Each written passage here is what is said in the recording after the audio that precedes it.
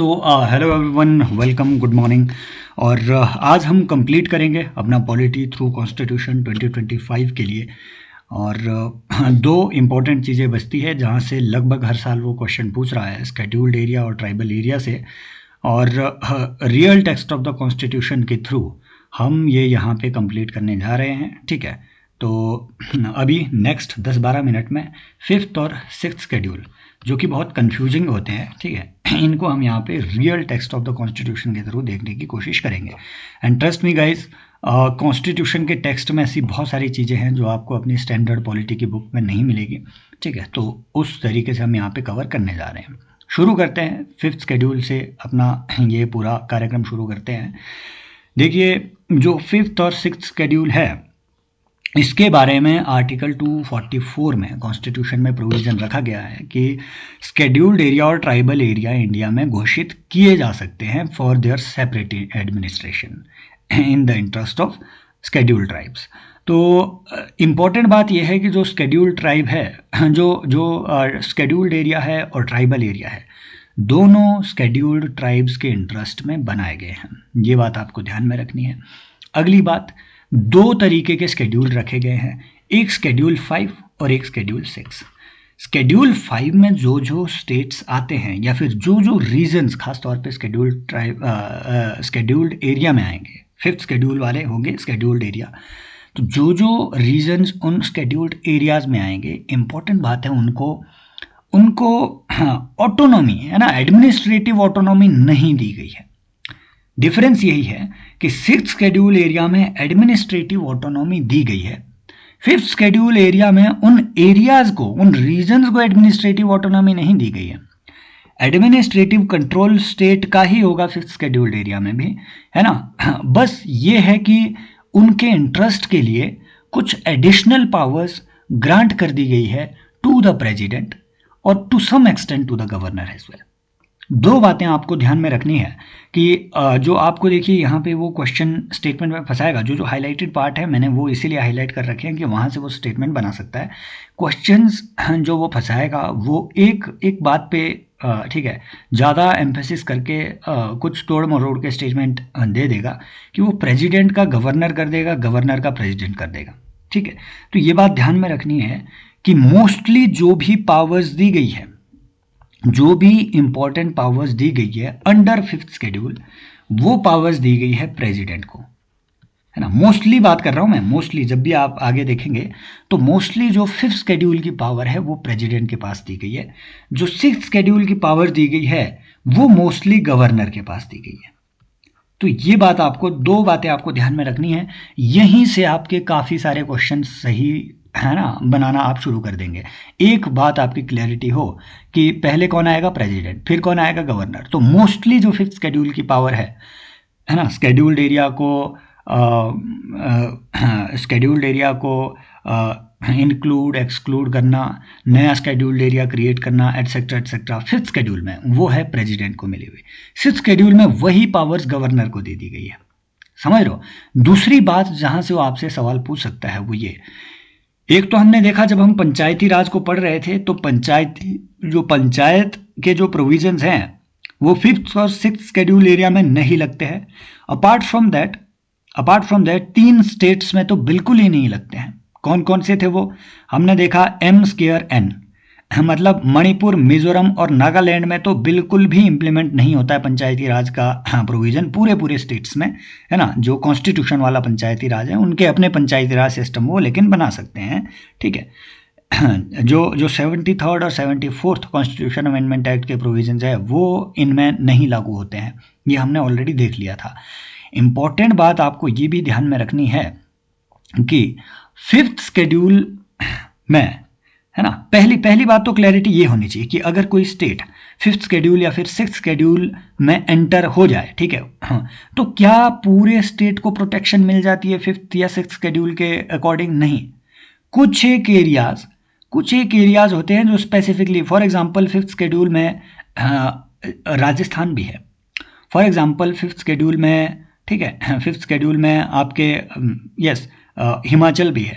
There are many other states जो कि main stream के स्टेट्स हैं, जहां पंचायती राज के प्रोविजंस लागू होते हैं, है ना, लेकिन एट द सेम टाइम वहां फिफ्थ शेड्यूल भी है। ऐसा कैसे पॉसिबल है भाई? ऐसा इसलिए पॉसिबल है कि फिफ्थ शेड्यूल में या सिक्स्थ शेड्यूल में अगर आप एंटर हो रहे हैं तो प्रोटेक्शन स्टेट के अंदर कुछ स्पेसिफिक रीजंस को मिलती है। मान लो इस पर्टिकुलर एरिया को घोषित कर दिया गया फिफ्थ शेड्यूल के अंडर का एरिया, तो वो जो प्रोटेक्शन है ना वो इस पर्टिकुलर एरिया को मिल रही है, पूरे स्टेट को नहीं मिल रही होती है। समझ लो बात को। एक बात ये भी आपको ध्यान में रखनी है। अब इंपॉर्टेंट बात आती है कि जो फिफ्थ शेड्यूल है इसके बारे में एक्सप्लिसिट लिखा हुआ है कि भैया for the purpose of fifth schedule state does not include Assam, Meghalaya, Tripura और मिजोरम। क्यों? क्योंकि ये सिक्स्थ शेड्यूल में AMTM सिक्स्थ शेड्यूल में ऐड किया गया है। आसाम, मेघालय, त्रिपुरा एंड मिजोरम, ये 4 स्टेट सिक्स्थ शेड्यूल के अंडर प्रोटेक्टेड है। अगर यहां पे आपको कोई प्रोटेक्शन एक्सटेंड करनी है तो आप सिक्स्थ शेड्यूल के तहत एक्सटेंड कर सकते हैं। फिफ्थ शेड्यूल इन स्टेट्स में एंटायरिटी में लागू होगा ही नहीं, ये बात ध्यान में रखनी है। तो these states are exempt from fifth schedule. अगर आपको ये मैं इसलिए कह रहा हूं इतना एम्फेसाइज करके क्योंकि यहां से वो तिकड़मी स्टेटमेंट ये बना सकता है कि president can include certain regions of Assam, Meghalaya, Tripura and Mizoram under fifth schedule as well. तो नहीं, उसके लिए यहां स्पेसिफिकली पहले ही बता दिया गया है कि other than these four states the regions having substantial tribal populations may be declared under fifth schedule। तो कॉन्स्टिट्यूशन में ये स्पेसिफिकली बताया गया है कि भैया ये स्केड्यूल सिर्फ इन 4 स्टेट्स के अलावा अदर स्टेट्स में ही आप लागू कर सकते हैं। इन 4 स्टेट्स के लिए सिक्स्थ शेड्यूल है, उसके अंडर आप सारा काम कर सकते हैं। समझ रहे हो? दूसरी बात, एग्जीक्यूटिव पावर किसकी होगी? एग्जीक्यूटिव पावर फिफ्थ शेड्यूल में किसकी होगी? स्टेट के पास ही एग्जीक्यूटिव पावर होगी। जैसे मैंने आपको बताया, एग्जीक्यूटिव पावर का डेवोल्यूशन नहीं हो रहा है। अगली बात कि भैया जो फिफ्थ शेड्यूल के एरिया आपने डिक्लेयर किए हुए हैं, कौन डिक्लेयर करेगा वो अभी हम आगे देखेंगे। President will declare fifth schedule area. Already हमने बताया है, fifth schedule president, sixth schedule governor. तो अगर आपने एक बार फिफ्थ शेड्यूल का एरिया है ना आपने वहां घोषित कर दिया, तो उस पर्टिकुलर स्टेट के गवर्नर वो एनुअली प्रेसिडेंट को एक रिपोर्ट देंगे with regards to administration of schedule area, कि शेड्यूल्ड एरिया या फिर फिफ्थ शेड्यूल के एरिया में एडमिनिस्ट्रेशन कैसे चल रही है, क्या क्या उनके इंटरेस्ट के लिए आपने काम किए हैं, उसकी रिपोर्ट प्रेसिडेंट को हर साल गवर्नर सौंपेगा। या एनुअल के अलावा भी साल के किसी और दिन में भी जब प्रेसिडेंट का मन करे उस वक्त president can ask for the report कि भैया हमें रिपोर्ट दीजिए इस चीज की। क्लियर? तो ये कुछ बातें आपको पहले ध्यान में रखनी है। डिक्लेयर कौन करेगा? प्रेसिडेंट। ठीक है, कहां कहां डिक्लेयर हो सकता है? In any state having substantial tribal population other than the 4 states mentioned here, AMTM, Assam, Meghalaya, Tripura and Mizoram.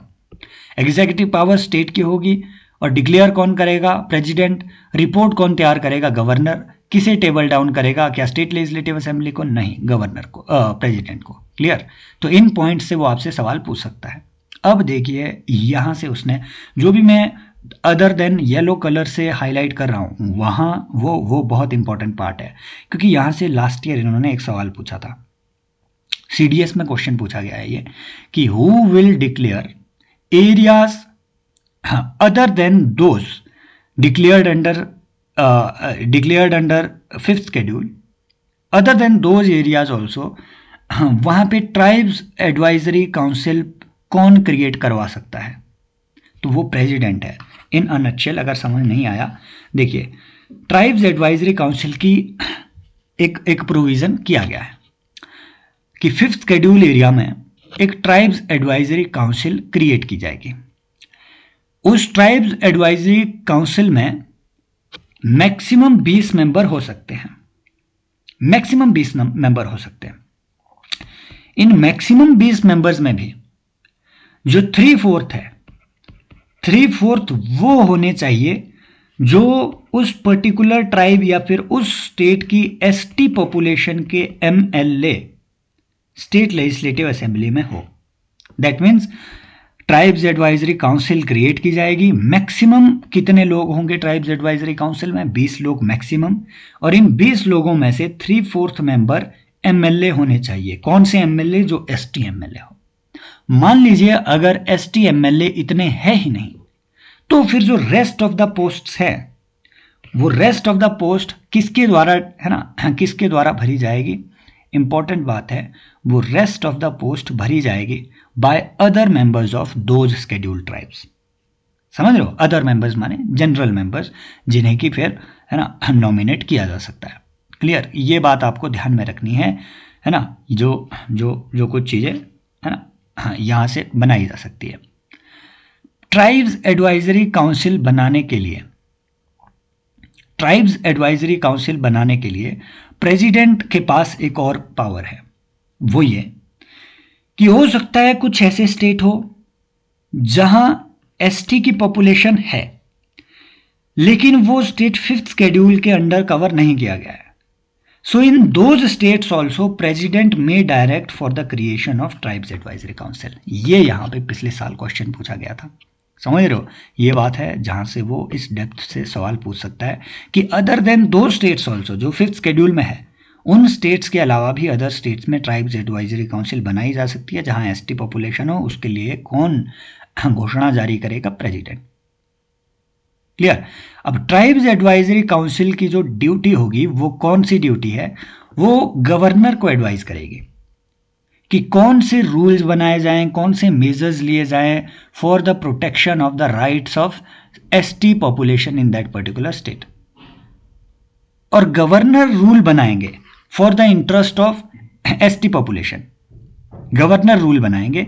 और इवन गवर्नर के पास ये भी पावर है, गवर्नर के पास ये भी पावर है कि बाय अ पब्लिक नोटिफिकेशन वो पार्लियामेंट या फिर स्टेट लेजिस्लेचर का जो लॉ है, जो स्टैट्यूट है, ये वो डिक्लेयर कर सकते हैं कि कोई भी पार्लियामेंट्री स्टैट्यूट या लेजिस्लेचर एसटी जो 5th शेड्यूल एरिया है उस स्टेट का, उन 5th शेड्यूल एरिया में वो लागू नहीं होंगे, या अगर लागू होंगे तो सच एक्सेप्शंस के साथ लागू होंगे एज गवर्नर में प्रेस्क्राइब। कौन ये काम करेगा? ये डिक्लेरेशन कौन इशू करेगा? गवर्नर। लेकिन इंपॉर्टेंट बात है कि ऐसी कोई भी रूल, रेगुलेशन एटसेट्रा, है ना, ऐसा कोई भी रूल जो बनाया हुआ है वो तब तक लागू नहीं होगा जब तक प्रेसिडेंट ने उसे अपना एसेंट ना दे दिया हो। दैट मीन्स अल्टीमेट पावर किसके पास है? फिर भी रूल बनाने के लिए डिक्लेरेशन कौन इशू करेगा? गवर्नर। पार्लियामेंट्री स्टैट्यूट को अमेंड करने के लिए डिक्लेरेशन कौन इशू करेगा? Governor. Governor peace, progress and good government of the state, जहां पे स्केड्यूल्ड एरिया है, उसके लिए रेगुलेशन बना सकता है। प्रेसिडेंट के पास सिमिलर पावर्स है अंडर आर्टिकल 240।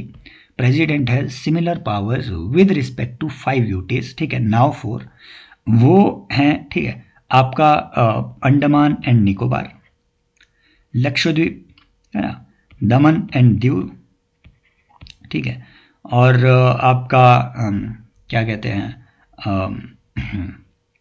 अरे देश, पुडुचेरी, ठीक है, एक मैं खुद भूल गया यार।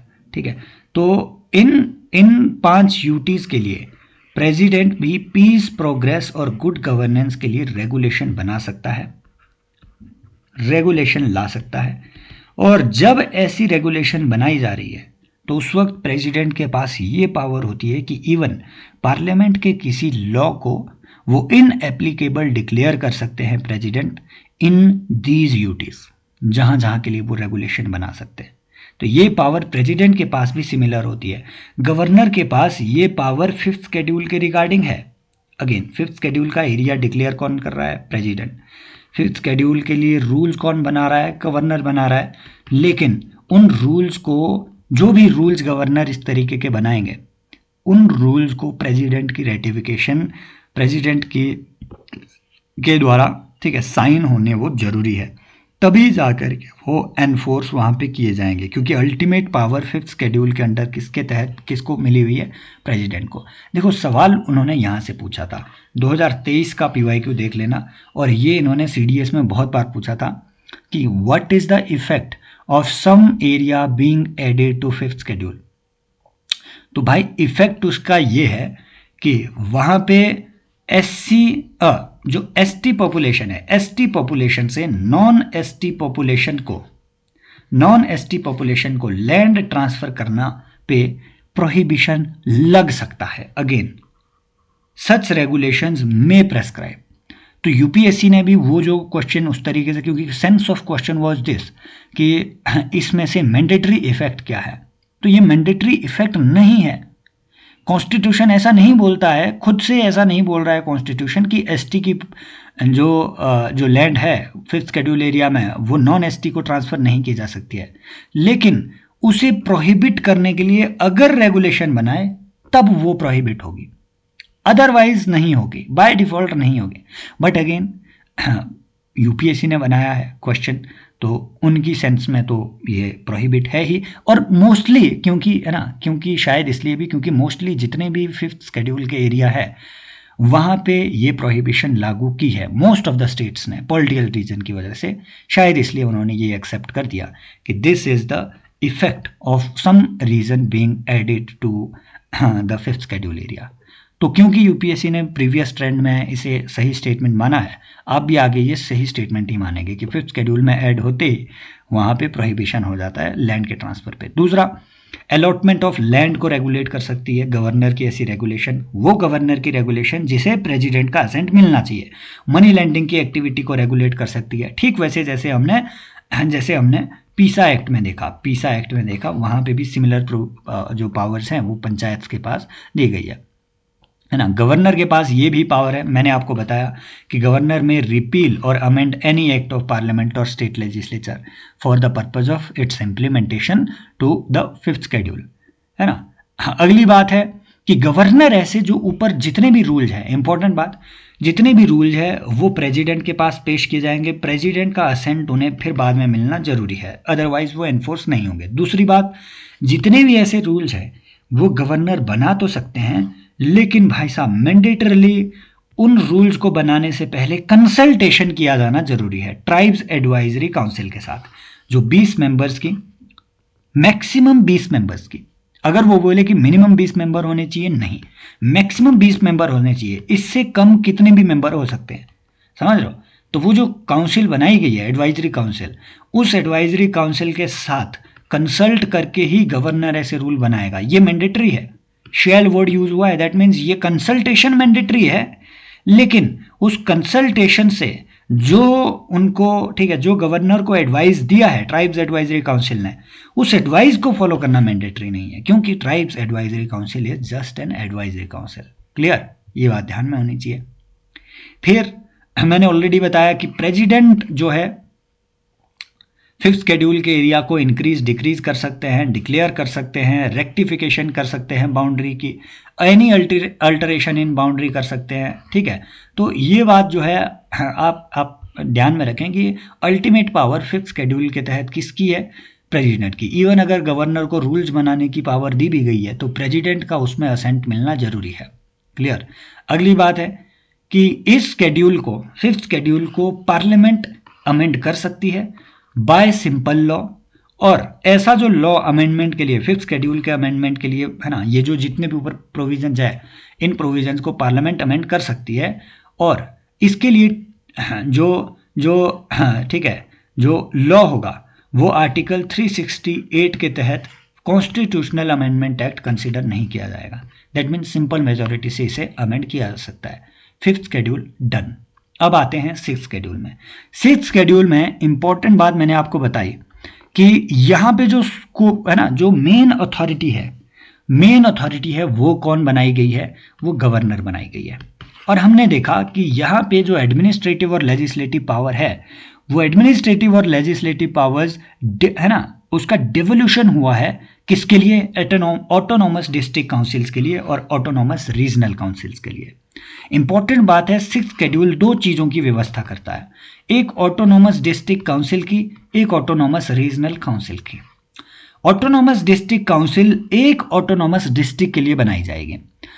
ऑटोनॉमस डिस्ट्रिक्ट का मतलब ये नहीं है, देखो सवाल वो यहां से ये भी पूछ सकता है कि ऑटोनॉमस डिस्ट्रिक्ट, हाँ आई थिंक उसने यहां से सवाल सीडीएस में पूछा था, कि सिक्स शेड्यूल के तहत जो लोएस्ट लेवल ऑफ है ना, जो एरिया है जहां पे आपके ऑटोनॉमस काउंसिल बनाई जा सकती है, क्या वो ब्लॉक लेवल है? नहीं, ये एक्चुअली रीजनल लेवल पे, ये रीजन कौन कौन से होंगे ये प्रेस्क्राइब किए जाएंगे बाय द गवर्नर। समझ रहे हो? लेकिन हाँ, इतने डेप्थ में जाने की वो फिर अगेन उतनी ज़रूरत नहीं है। अभी के लिए ये समझिए कि इसमें दो चीज़ों का प्रोविज़न है। एक है ऑटोनॉमस डिस्ट्रिक्ट काउंसिल। नाम पे ये मत जाइएगा कि किसी एक पर्टिकुलर एडमिनिस्ट्रेटिव डिस्ट्रिक्ट को ऑटोनॉमस डिस्ट्रिक्ट काउंसिल मिलेगी। No, an autonomous district council may comprise of multiple or single district as well, even the part of a district, administrative district। समझ रहे हो? ऑटोनोमस डिस्ट्रिक्ट काउंसिल किसी एक tribal area के लिए declare की जा सकती है। कौन डिक्लेयर करेगा? गवर्नर।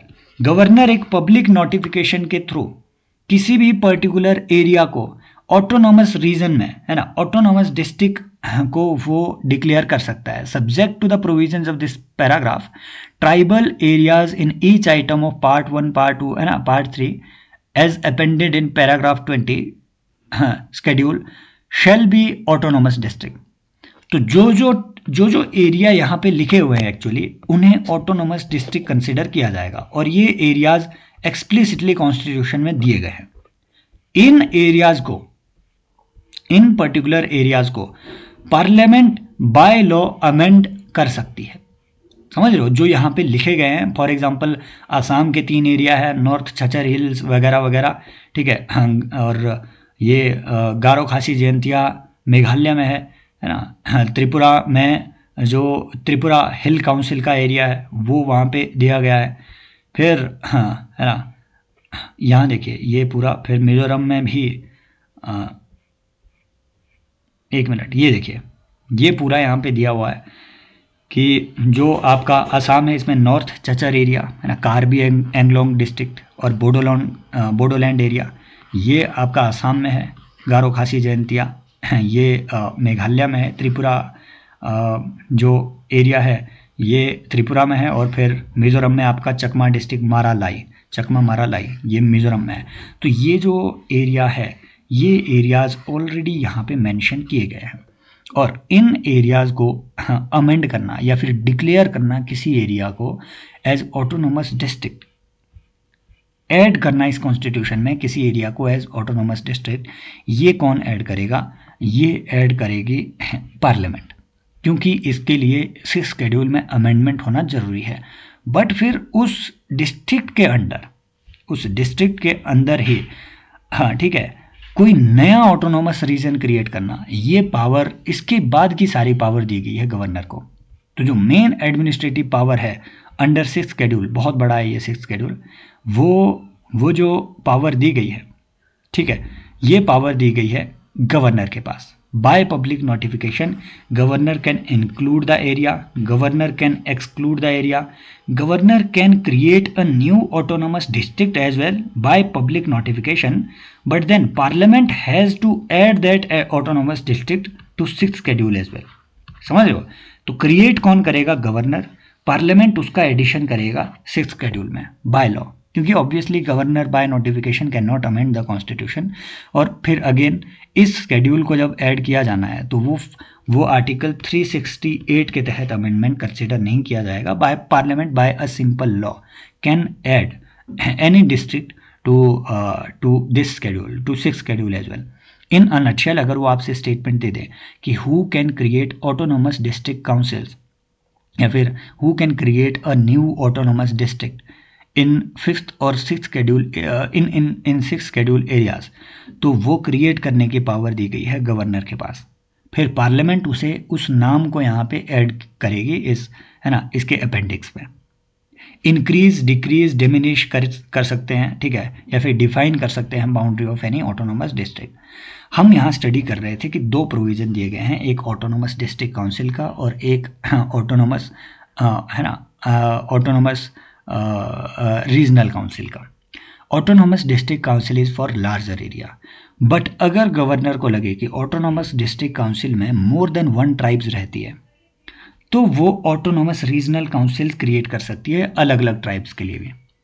समझ रहे हो? मान लो एक ऑटोनॉमस डिस्ट्रिक्ट काउंसिल क्रिएट किया, इसमें तो 10 ट्राइब्स रह रही है भाई, तो गवर्नर बोलेगा कि with in this autonomous district council एक एक ऑटोनॉमस रीजनल काउंसिल्स भी मैं बनाता हूँ, तो वो ऑटोनॉमस डिस्ट्रिक्ट के काउंसिल के अंदर ही क्रिएट की जा सकती है।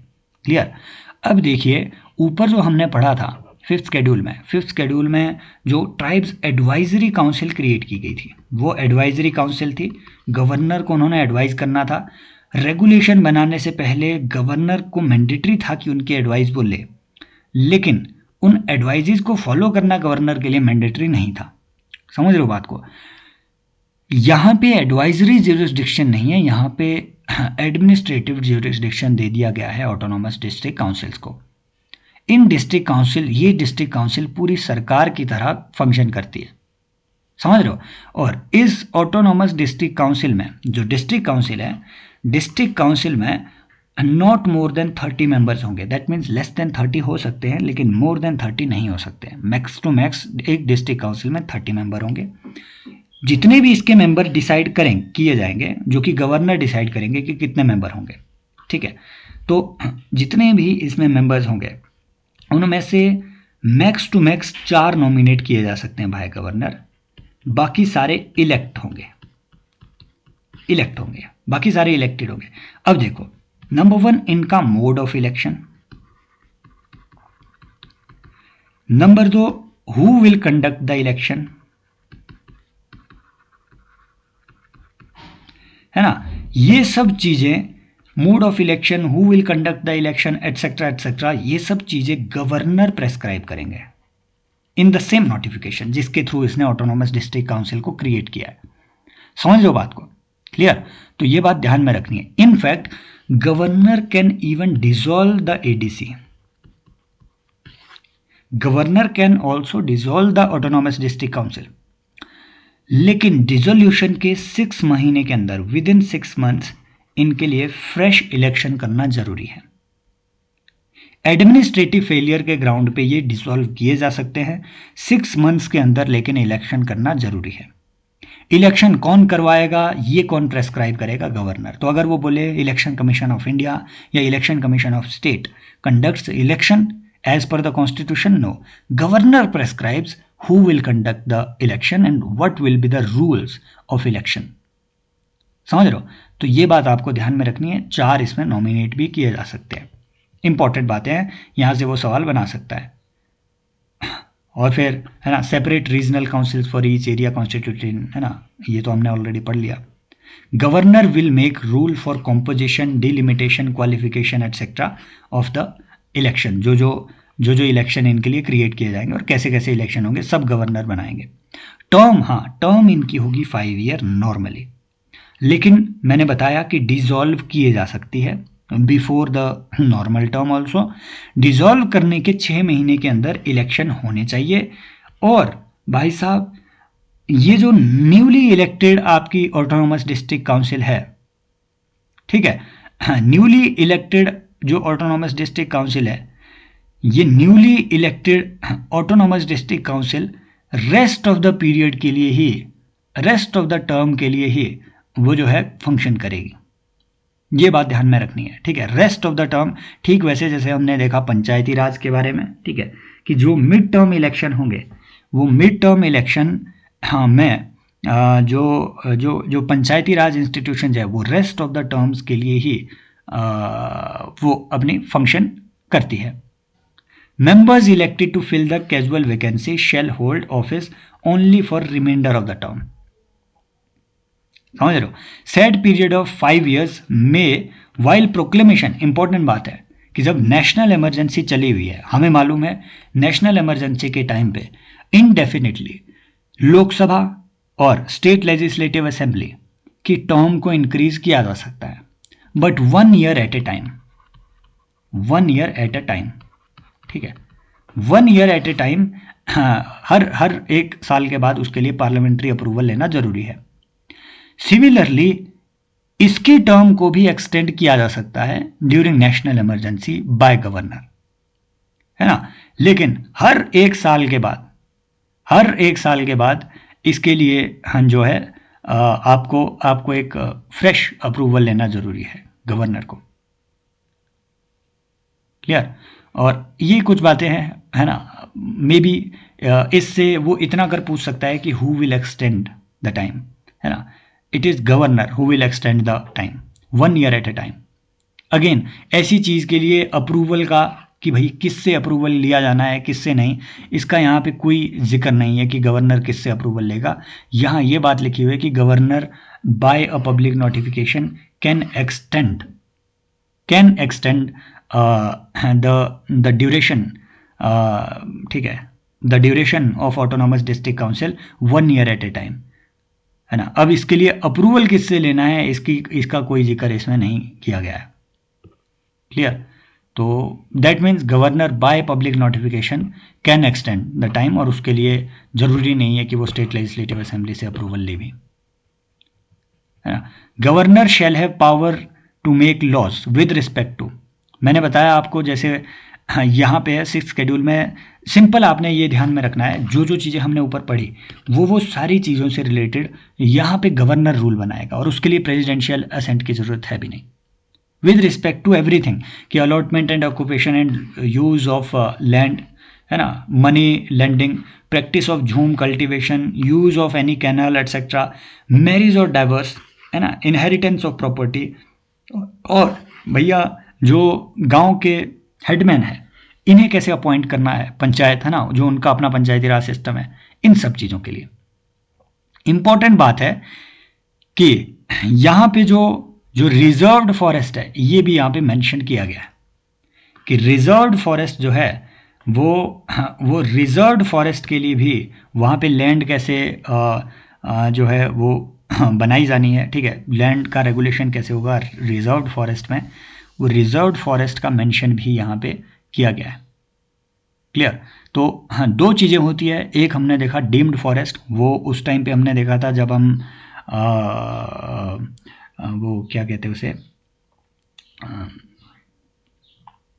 अरे that particular session on down to earth, जब हम डाउन टू अर्थ को स्टडी कर रहे थे उसके जो 2 सेशन लिए उसमें हमने देखा कि डीम्ड फॉरेस्ट जो है फॉरेस्ट कंजर्वेशन एक्ट के तहत इस्टेब्लिश किए जा रहे हैं।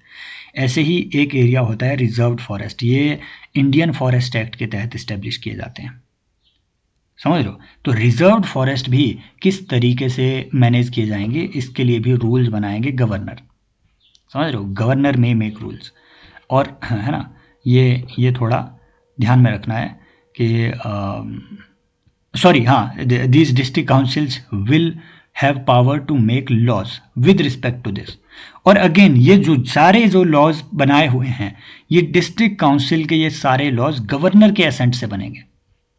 इस पे असेंट किसका लगेगा, गवर्नर का ठप्पा इस पे लगेगा। यहाँ देखो, all such regulation laws they, है ना, they will be assented to by governor, clear. Otherwise अगर गवर्नर ने असेंट नहीं दिया ये पूरे लॉज को जो भी ऑटोनॉमस डिस्ट्रिक्ट काउंसिल ने बनाए हुए हैं, अगर गवर्नर ने असेंट नहीं दिया तो भाई साहब वो इफेक्ट में नहीं रहेंगे। इन अ नटशेल, देखिए फिर से, क्योंकि इतना याद करना, है ना, मुश्किल रह जाता है, ये बात थोड़ी ध्यान में रखनी है कि 6th शेड्यूल में गवर्नर के पास मेन पावर्स है, प्रेसिडेंट के पास नहीं है ना, मेन पावर्स गवर्नर के पास है। इनफैक्ट डिक्लेयर करने की पावर भी गवर्नर के पास है। फिर जब एक बार डिक्लेयर हो गया तो पार्लियामेंट उसे यहाँ पे ऐड कर सकती है इसमें, इस शेड्यूल में, किसी भी ऑटोनॉमस डिस्ट्रिक्ट काउंसिल को।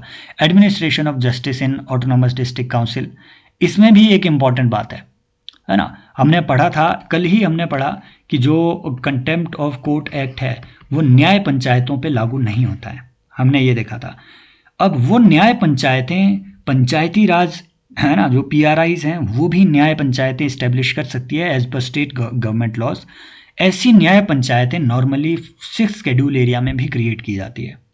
सो दे मे कॉन्स्टिट्यूट, जो रीजनल काउंसिल्स हैं, है ना, और जो डिस्ट्रिक्ट काउंसिल्स हैं वो अपने लिए विलेज कोर्ट और, है ना, विलेज कोर्ट्स और विलेज काउंसिल बना सकती है, जो कि इन सारे ऑफेंसेस से रिलेटेड, जो भी, है ना, जो भी ऊपर हमने पढ़े, इन सारे सब्जेक्ट से रिलेटेड जो भी ऑफेंसेस है उनको वहां पे ट्रायल कर सकते हैं अपने कस्टमरी लॉ के अकॉर्डिंग। और ये जो रीजनल काउंसिल है, जो छोटी काउंसिल है, रीजनल काउंसिल, इन पे एपेलेट ज्यूरिसडिक्शन होगा डिस्ट्रिक्ट काउंसिल का। लेकिन कुछ एक ऐसे ऑफेंसेस हैं जो कि इसमें मेंशन किए गए हैं। फॉर एग्जांपल कुछ ऐसे ऑफेंसेस जिसमें 7 साल से ज़्यादा की सज़ा हो, है ना, इन्हें हीनियस क्राइम कहते हैं। कुछ ऐसे ऑफेंसेस जिसमें डेथ की पेनल्टी हो, कुछ ऐसे ऑफेंसेस जिसमें, है ना, लाइफ इम्प्रिजनमेंट की बात की गई हो। ऐसे जो हीनियस क्राइम्स हैं, हीनियस क्राइम्स में जो है ना, जो भी रीजनल काउंसिल और डिस्ट्रिक्ट काउंसिल का फैसला होगा, it shall only be challengeable in high court and supreme court, है ना, वो फिर किसी दूसरी सबऑर्डिनेट कोर्ट में नहीं चलेंगे। फिर दूसरी बात, गवर्नर के पास ये पावर है कि वो डिस्क्राइब, है ना, ये प्रेस्क्राइब कर सकते हैं बाय पब्लिक नोटिफिकेशन कि जो हमारे लॉज हैं, जैसे अब तो सीआरपीसी नहीं रहा, बीएनएसएस, बीएनएस, सीपीसी, है ना, इस तरीके के जो लॉज हैं, उन लॉज के अंडर पावर्स इन काउंसिल्स को दी जा सकती है। एक तरीके से न्याय पंचायतें जो इन्होंने एस्टेब्लिश की है, उनको इन सारे लॉज के तहत पावर्स दी जा सकती है। इन पे जो जुडिशियल, है ना, जो जो अगर बोले कि जो ज्यूरिसडिक्शन है, ज्यूरिसडिक्शन टू एडमिनिस्टर जस्टिस, वो किसका है? हाई कोर्ट का। तो अगर वो बोले कि high court does not have any jurisdiction over such councils, अगर वो ऐसे स्टेटमेंट दे दे, नो, हाई कोर्ट का जो अगेन जो कोर्ट्स की पोजीशन है वो इसमें चेंज नहीं की गई है। सीधी बात यह है, हाई कोर्ट और सुप्रीम कोर्ट जो कॉन्स्टिट्यूशनल कोर्ट्स हैं, इनकी पोजीशन इसमें चेंज नहीं की गई है, कर भी नहीं सकती है, समझ लो, क्योंकि फिर बीच में सुप्रीम कोर्ट आ जाएगा, बोलेगा कि बेसिक स्ट्रक्चर से खिलवाड़ है, हमारी ऑटोनॉमी कैसे ले ली, तो ऑब्वियस सी बात है वो नहीं कर सकते हैं, है ना। फिर वही बात कि रीजनल काउंसिल और जो डिस्ट्रिक्ट काउंसिल है, with previous approval of governor, वो रूल बना सकती हैं कि कोर्ट कैसे चलेगी, कौन कौन से, है ना, कौन कौन से डिसीजन ये एनफोर्स कर सकते हैं, वगैरह वगैरह वगैरह। अगेन वही बात कि गवर्नर के पास इसमें अल्टीमेट पावर आ रही है, गवर्नर का असेंट, कि गवर्नर फिर लॉ बना सकता है कि ये जो सारे यहाँ पे जो कोड लिखे हुए हैं, इनके तहत, है ना, इनके तहत पावर्स दी जाए इस तरीके के लोकल कोर्ट्स को। इनके पास पावर होगी प्राइमरी स्कूल वगैरह, रोड ट्रांसपोर्ट एटसेट्रा, इन चीज़ों को, फिशरीज एटसेट्रा को रेगुलेट करने की और डेवलप करने की। एक डिस्ट्रिक्ट रीजनल फंड भी बनाया जाएगा, डिस्ट्रिक्ट एंड रीजनल फंड्स भी बनाए जाएंगे।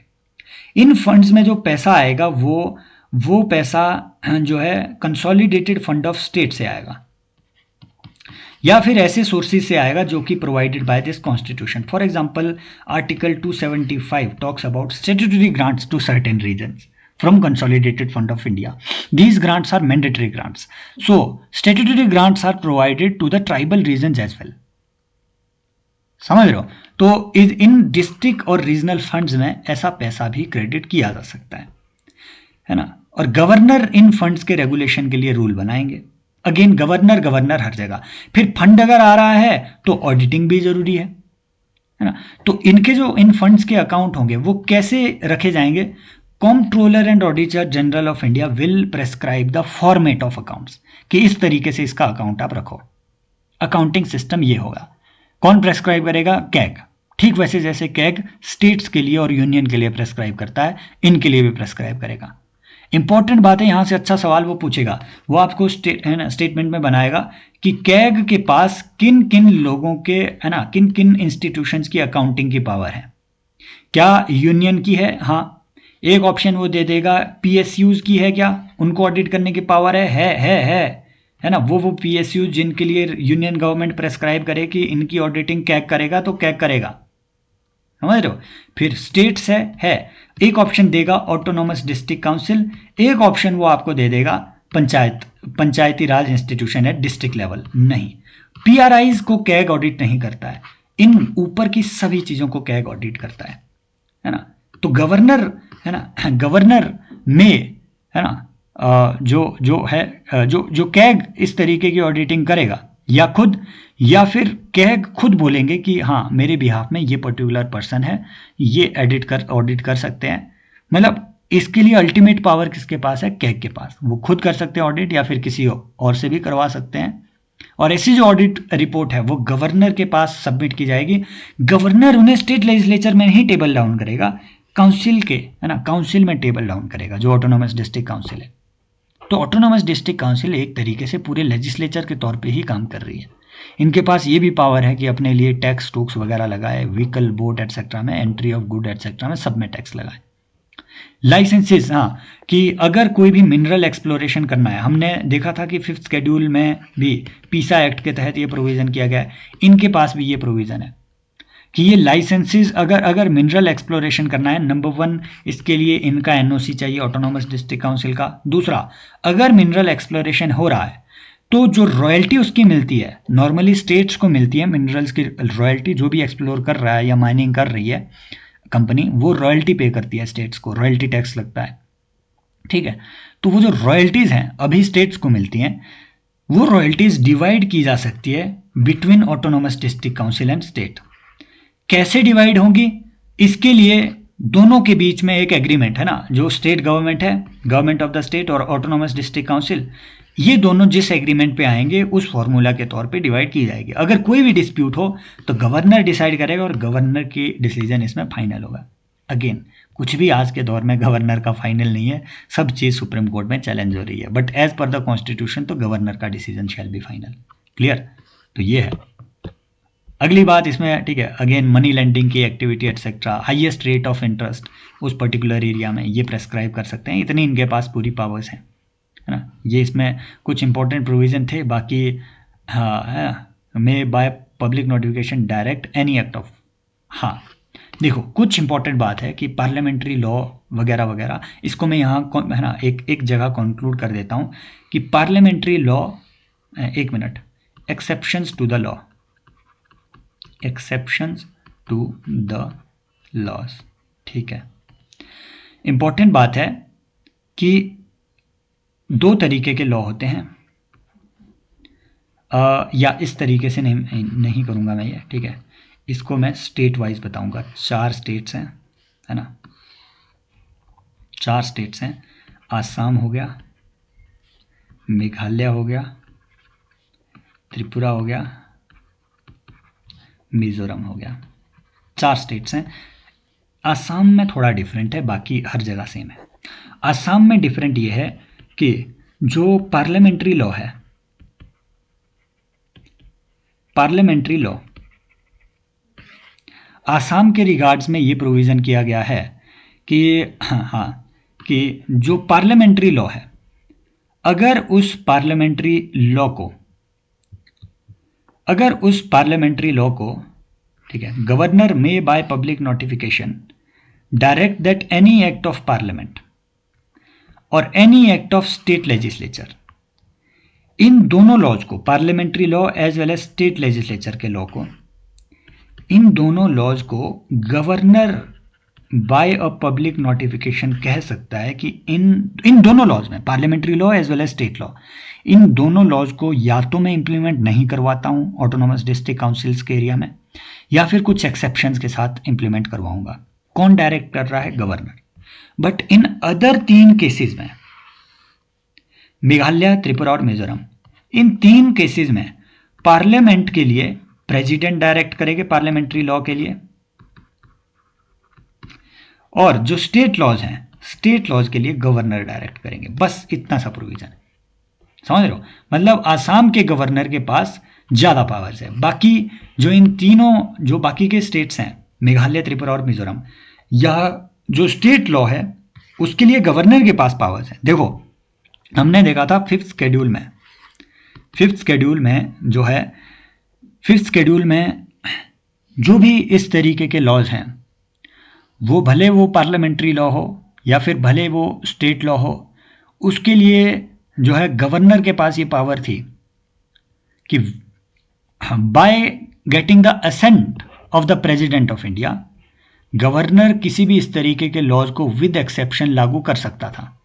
ठीक है, ये देखिए, ये हमने यहाँ पे देखा, tribes advisory council, governor may make rule, law applicable, ये governor may by public notification direct की एक्ट ऑफ पार्लियामेंट और state legislature shall not apply to scheduled area, but for that again नीचे ये क्लॉज लगाया हुआ था सबसे नीचे कि उसके लिए प्रेसिडेंट का असेंट मिलना जरूरी है। तो अल्टीमेट पावर अगेन किसके पास थी? 5th शेड्यूल में प्रेसिडेंट के पास। यहाँ पे थोड़ा डिफरेंट ये है कि जो भी पार्लियामेंट्री लॉ है और स्टेट लॉ है, उन आसाम के केस में गवर्नर के पास अल्टीमेट अथॉरिटी है, बाकी केसेस के पास पार्लियामेंट्री लॉ के रिगार्डिंग प्रेसिडेंट नोटिफिकेशन इशू करेगा कि ये पार्लियामेंट्री लॉ इस एरिया में लागू नहीं होगा 6 शेड्यूल में, और स्टेट लॉज के रिगार्डिंग गवर्नर इशू करेगा। बस इतना सा डिफरेंस है ना। यहाँ पे हो सकता है वो आपसे सवाल पूछे, है ना, ये पूछ ले कि क्या सभी में सिमिलर प्रोविजन है, नहीं।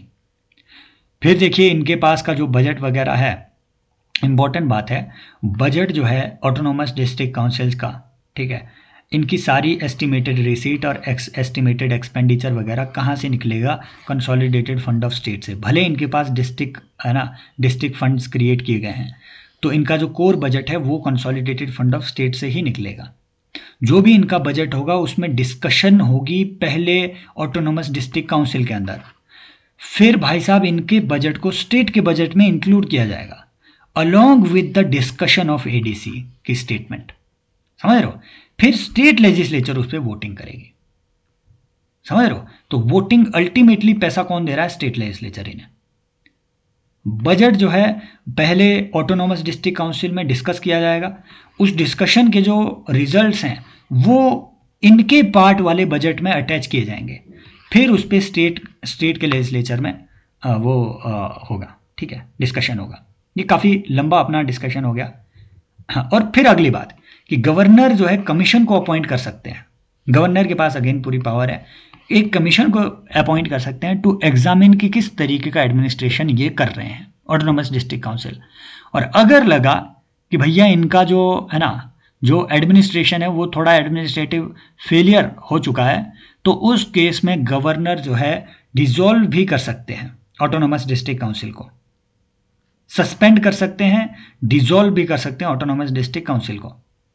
लेकिन 6 महीने के अंदर जो है इस तरीके का जो भी ऑटोनोमस डिस्ट्रिक्ट काउंसिल डिसॉल्व हुआ है वो आपको फिर से उसके लिए इलेक्शन करवाने पड़ेंगे, dissolution on the recommendation of such commission, है ना, वो डिसॉल्व भी की जा सकती है।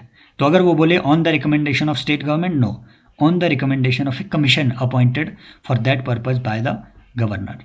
बस ये जो है इसके कुछ इंपॉर्टेंट प्रोविज़न है। आई थिंक बाकी इतनी डेप्थ में, इससे ज़्यादा डेप्थ में वो सवाल नहीं पूछने वाला। बस ये कुछ बातें ध्यान में रखना है। 5th शेड्यूल में प्रेसिडेंट, 6th शेड्यूल में मेन पावर गवर्नर के पास है। डिक्लेयर कौन करेगा 6th शेड्यूल को के एरिया को, है ना, गवर्नर डिक्लेयर कर रहा है। उनके एरियाज़ को इंक्रीज डिक्रीज वगैरह सब गवर्नर कर रहे हैं, ठीक है। इनके पास रूल्स है, एडीसीज के पास अपने लिए रूल बनाने की इजाज़त है, पर गवर्नर का असेंट उसके लिए ज़रूरी है। इनका इलेक्शन कैसे होगा, कौन प्रेस्क्राइब करेगा, गवर्नर। इनकी ऑडिटिंग कैसे होगी, कौन प्रेस्क्राइब करेगा, कैग इसकी खुद भी ऑडिटिंग कर सकते हैं, किसी और से भी करवा सकते हैं। जो ऑडिट रिपोर्ट होगी गवर्नर को जाएगी, गवर्नर उस ऑडिट रिपोर्ट को कहाँ टेबल डाउन करेगा, काउंसिल के अंदर, ठीक है। तो ये बात ध्यान में रखनी है। और इम्पॉर्टेंट बात है, इनका जो बजट है वो कंसोलिडेटेड फंड ऑफ स्टेट से निकल रहा है। बजट के लिए वोटिंग कहाँ होगी, लेजिस्लेचर में ही होगी, लेकिन डिस्कशन काउंसिल के अंदर भी होगी, और डिस्कशन की जो रिजल्ट है, समरी है, वो इस बजट में भी ऐड की जाएगी। ये हमने अभी तक इंपॉर्टेंट प्रोविज़न कुछ देखे, समरी प्रोविज़न जो इसके थे, ठीक है, जो मतलब की प्रोविज़न है जहाँ से सवाल बनाए जा सकते हैं। बाकी ये कि हाँ, जो मेंबर्स हैं इसमें प्रेस्क्राइब किए गए हैं 30, वो मैक्सिमम मेंबर्स है, मिनिमम नहीं है। मिनिमम कितने भी हो सकते हैं, कितने होंगे ये गवर्नर प्रेस्क्राइब करेंगे। सो आई होप, है ना, देखिए ये लास्ट सेशन है इस पूरी सीरीज़ का। लास्ट इसलिए क्योंकि जो कॉन्स्टिट्यूशनल बॉडीज़ हैं, एक बार ऊपर से नज़र मार लेना यार, है ना, बहुत बोरिंग है, मुझे पढ़ाना वो अच्छा नहीं लगता है, क्योंकि उसमें सब चीज़ें वही है, रटे वाली चीज़ है। बस कॉन्स्टिट्यूशनल बॉडी में एक बात ध्यान में रखना, जैसे जो NCSC है, NCS है ना, NCST है, ठीक है, और NCOBC है, ये कुछ ऐसी कॉन्स्टिट्यूशनल बॉडीज़ है। NCOBC पे हो सकता है वो आपसे सवाल पूछ ले कि इन कॉन्स्टिट्यूशनल बॉडी में जो टर्म्स ऑफ सर्विस वगैरह है, यहाँ से वो सवाल बना सकता है कि टर्म्स ऑफ सर्विस जो है कौन डिसाइड कर रहे हैं इनके। तो वो टर्म्स ऑफ सर्विस वगैरह, है ना, हाँ, वो सब चीज़ें जो है प्रेसिडेंट डिसाइड कर रहे हैं, वो कॉन्स्टिट्यूशन में डिसाइडेड नहीं है। इन्हीं पॉइंट्स से वो आपसे सवाल बना सकते हैं। इनके मेंबर कितने होंगे वगैरह वगैरह, उससे, है ना, उससे ज़्यादा लेना देना नहीं है। इनके चेयरमैन, मेंबर, ये सब कौन अपॉइंट कर रहा है, ये प्रेसिडेंट ही अपॉइंट कर रहे हैं, सिंपल बात है ना। और ये जो तीनों कमीशंस हैं, इनको, इनके जो मेंबर्स हैं, इन्हें रिमूव किया जा सकता है by president on some grounds जो कि उसमें मेंशन किए गए हैं। जैसे अगर ये इंसॉल्वेंट डिक्लेयर हो चुके हो बाय कोर्ट, किसने डिक्लेयर किया है, कोर्ट ने, है ना। जैसे है ना, इन पे अगर कुछ क्रिमिनल ऑफेंसेज एटसेट्रा हो। लेकिन कुछ चार्जेस ऐसे होते हैं, जैसे मान लो मिसबिहेवियर का चार्ज हो, तो मिसबिहेवियर का चार्ज आप ऐसे नहीं लगा सकते हैं किसी पे भी, उसे इन्वेस्टिगेट करवाना ज़रूरी होता है। So for that purpose even जो आपका यूपीएससी है, यूपीएससी के मेंबर और चेयरमैन को भी मिसबिहेवियर के चार्ज पे जब रिमूव किया जाएगा तो उसके लिए इन्वेस्टिगेशन करवाई जाएगी बाय द सुप्रीम कोर्ट। तो भाई साहब, वो जो सुप्रीम कोर्ट की रिकमेंडेशन होगी इस ग्राउंड पे, मिसबिहेवियर के चार्ज पे अगर इन्हें रिमूव किया जाना है, तो सुप्रीम कोर्ट इस पे इन्वेस्टिगेशन करेगा, और सुप्रीम कोर्ट ने इन्वेस्टिगेट करके जो रिपोर्ट दी कि इसका मिसबिहेवियर या मिसकंडक्ट था या नहीं था, तो वो वाली रिपोर्ट प्रेसिडेंट पे बाइंडिंग होती है। क्यों? क्योंकि भाई सुप्रीम कोर्ट की रिपोर्ट है, ये लीगल रिपोर्ट है, तो प्रेसिडेंट को एक्सेप्ट करनी पड़ेगी। सो प्रेसिडेंट ये नहीं कह सकता है कि सुप्रीम कोर्ट तुमने गलत इन्वेस्टिगेट किया। समझ रहे हो? बस एक ग्राउंड पे बाइंडिंग है, बाकी सिमिलर जो चीज़ है वो सिमिलर चलती है इनकी। क्लियर? बस ये चीज़ें हैं जो आपको थोड़ा ध्यान में रखनी है, जहाँ से वो सवाल बना सकते हैं। अदरवाइज जो मेजर पोर्शन है भाई, जहाँ से क्वेश्चन, मैं अगेन आपको कह रहा हूँ 90% ऑफ क्वेश्चन उसी से आएंगे जो हमने कवर किया हुआ है। एक दो एक्सेप्शन आ सकते हैं जो कि उन पार्ट से, जैसे लैंग्वेज वाला पार्ट है, ऑफिशियल लैंग्वेज वाला पार्ट बहुत बोरिंग सी चीज़ है, इसलिए मैं अभी 2025 के लिए इसे स्किप ही कर रहा हूँ। आपको भी है ना, अगर आपको पढ़ना है ऊपर ऊपर से पढ़ लेना, है ना। एक दो क्वेश्चन यहाँ से बन सकते हैं, एक बॉडी से, एक मैक्स टू मैक्स एक पूछ लेगा वो, एक यहाँ से, तो वो आप, है ना, वो भी इन्हीं कॉन्सेप्ट पे, इन्हीं फंडों पे जो नीचे है। और दो बॉडीज़ तो हमने कल ऑलरेडी डिस्कस की भी, उसमें जो CISF का पेपर देखा उसमें ऑलरेडी हम NHRC एटसेट्रा, वो कॉन्स्टिट्यूशनल तो नहीं है, और इंफॉर्मेशन कमीशन एटसेट्रा, क्योंकि इसमें लेटेस्ट चेंज आए थे तो दोनों को उसने पूछ लिया। तो एक बार वो कल वाला सेशन भी देख लेना, वहाँ से भी चीज़ें कवर हो जाएगी। Thank you so much, take care, bye bye. I hope ये जो जर्नी थी ये काफ़ी फ्रूटफुल जर्नी रही होगी। आप कमेंट सेक्शन में मुझे बताइए ज़रूर कि कैसा लगा, है ना। और जो लोग नए लर्नर जुड़े हुए हैं, इसकी भाई पूरी प्लेलिस्ट बनी हुई है, यहाँ यूट्यूब पे भी बनी हुई है। आप या फिर फ्री वाले कोर्स में भी एनरोल कर सकते हैं civilspot.in पे जा करके, है ना। अगर आप अभी भी PYQ वाले कोर्स में एनरोल कर रहे हैं My50 बिफोर प्रीलिम्स 2025, तो इस कोड का यूज़ करें, आपको 50% डिस्काउंट में ही एनरोल करना। वो मैं इसलिए कर रहा हूँ क्योंकि भाई सिर्फ 20 दिन बचे हैं प्रीलिम्स के लिए। अगर आपको PYQ प्रैक्टिस में एनरोल करना भी है, ठीक है, तो ये पूरा पे करने की कोई वो नहीं है, 20 दिन के लिए क्या ही एनरोलमेंट आपने भी करनी है। तो आप जो है ये कोड लगा करके वहाँ पे आप, है ना, 3000 का कोर्स है, वो 1500 में आप वो परचेज करके पूरा PYQ प्रैक्टिस उधर कर सकते हैं। Thank you so much, take care, bye bye, as always, love you all. और अच्छे से प्रीलिम्स दीजिएगा। बेस्ट विशेस उन लोगों के लिए जो इस सीरीज़ को लंबे टाइम से फॉलो कर रहे थे। Thank you so much, bye bye.